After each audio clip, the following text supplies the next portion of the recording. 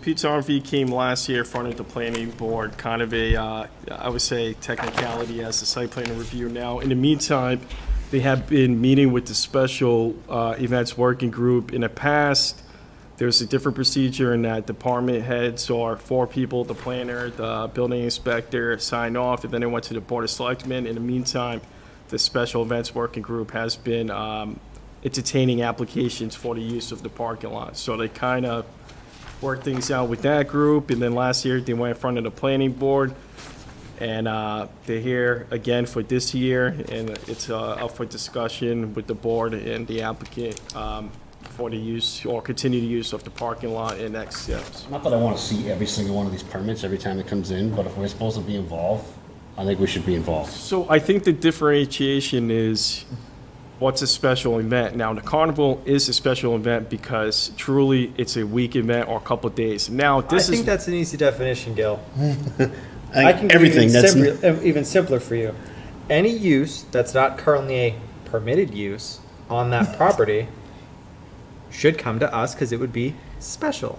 Well, I have to say that the bylaw defines that it's for theatrical exhibitions, public shows, public amusements, and events, which is fairs, carnivals, Shakespeare in the parking lot. I don't know if we've ever had that. that I'm aware of. And that's not what this is. And my recollection is that when it was initially presented to us, it was presented as it would be an exhibition of RVs just generally, and it was going to be for like 30 days or something. And this is a year or two ago. And even that, I thought, was pushing the definition of what is an event in our bylaw.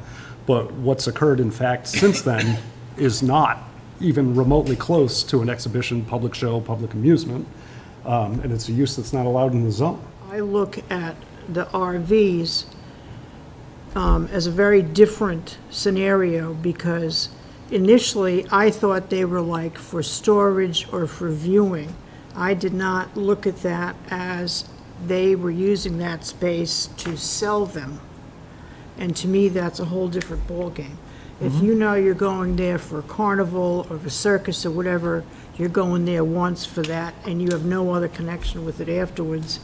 I think that your licensing board and you should come up with some sort of definitions of things and a process. We need to have Jennifer and I think it's Amber back in from the mall and get it straightened out because, and in the meanwhile, until we do, it's my position that no okays for anything at the mall. Once this agreement expires, that's it. Nothing else can be permitted until that process is straightened out. I think everybody's of the opinion that this is more of a business than a special event because it clearly doesn't fall under. Right. So for him moving forward, if he wanted to move forward, he has to go the remedy that Gil said, which was go to zoning board, get Right. permission through them, come back here with a site plan. The issue is, this was not approved as it presently exists. We approved one thing and got another. And that's, Right, but there's nothing that says that the business Pete's RV has to go to the zoning board and get a variance and then come back to the planning board with a. well, they shouldn't be there.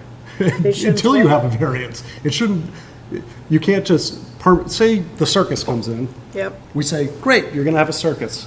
And they just stay there forever. well, no. That's what we got. let's take a vote. Oh, let's take a vote. What do we? So moved. second. All those in Second. favor? Aye.